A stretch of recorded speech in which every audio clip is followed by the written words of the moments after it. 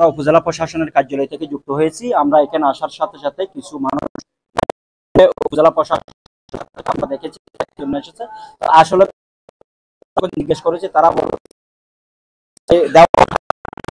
আগের তুলনায় এখন যিনি ইজারাদার আছেন উনি দ্বিগুণ দাবি করতেছেন।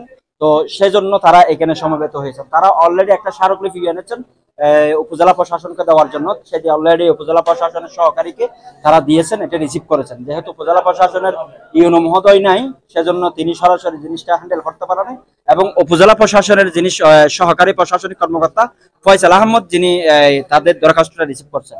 আসলে আমি একটু কথা বলি আপনার সাথে। আসলে এই যে আপনারা এখানে সমবেত হয়েছেন, কি কারণে সমবেত হয়েছেন? আসলে বাজারের কি সমস্যা? বাজারের সমস্যা হচ্ছে আমরা হলাম দীর্ঘদিনের ব্যবসায়ী, এই বাজারের সাথে আমরা সবাই সম্পৃক্ত। 20 বছর, 40 বছর, 50 বছর আমরা এই বাজারের সাথে সম্পৃক্ত। আমরা আগে প্রতিদিন যে ইজারাটা দিয়ে আসছিলাম এত বছর যাবত, তারা কালকে থেকে নতুন ইজারাদার আসবে, তারা এসে আমাদের থেকে রেকর্ড করে নিচ্ছে যে আগামীকাল থেকে 1 বৈশাখ থেকে আমাদেরকে দ্বিগুণ ইজারা দিতে হবে।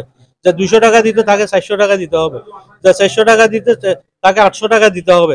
যদি দিতে না পারো তোমরা দোকান ছেড়ে চলে যাও। আমরা এখানে অন্য বাজার থেকে ব্যবসায়ী আনে ব্যবসায় করাবো। এরা তো আসে 20-40 জন আসে, আমরা তাদেরকে চিনি না, একজনের নাম জানেন আমরা চিনি না। ওরা এই মূল এখানে আরেকটা মূল কথা হচ্ছে, এইখানে সারা বাংলাদেশের নিয়ম হচ্ছে সপ্তাহে 2 দিন হাসিল, বাজার যেই দিন হবে সেই দিন হাসিল। আমাদের এখানে কেন ভিন্ন? সারা বাংলাদেশের ল এক, আমাদের ল কি এক?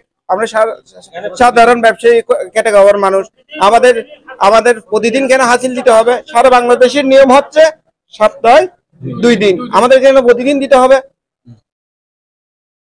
চলে যান, এখন তো আর এই দিন নাই, এখন দিন তো পাল্টে গেছে, এখন সবার জন্য তো পরিবর্তন। আপনাদের বাজার কমিটি গঠন হয় নাই? কমিটি গঠন হয়েছে, আছে 2টা কমিটি আছে, 2 পাশে আমাদের বাজারের ভিতরে কমিটি আছে।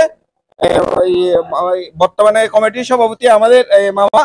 তবে এইগুলা হচ্ছে ঘটনা হচ্ছে সারা বাংলাদেশের হচ্ছে 2 দিন, সপ্তাহে 2 দিন, আমাদের কেন প্রতিদিন? প্রিয় দর্শক, ওনারা যেটা বলতে চাচ্ছে সেটা হচ্ছে নিয়ম অনুসারে যেটা নেওয়ার কথা তার চেয়ে বেশি নেওয়ার কারণে তারা এখানে সমবেত হয়েছে। হাসিল দিতে হয়। বর্তমান সভাপতিকে আপনারা এটা অবহিত করেন নাই? আমরা তো মনে করেন সবাই এখন একত্রভাবে এখানে আসছে আর কি। এখন বর্তমানে সভাপতিকে আগে করে নাই, যে আগে তো এখন করছে। অর্থাৎ আগের নিয়মে তারা ইজারাদাররা যেটা ফাইন্যান্সিয়াল বিষয় ওখান থেকে নেওয়ার কথা সেটা না নিয়ে বেশি আকারে তারা দাবি করতেছে, সেই জন্য তারা এখানে সমবেত হয়েছেন।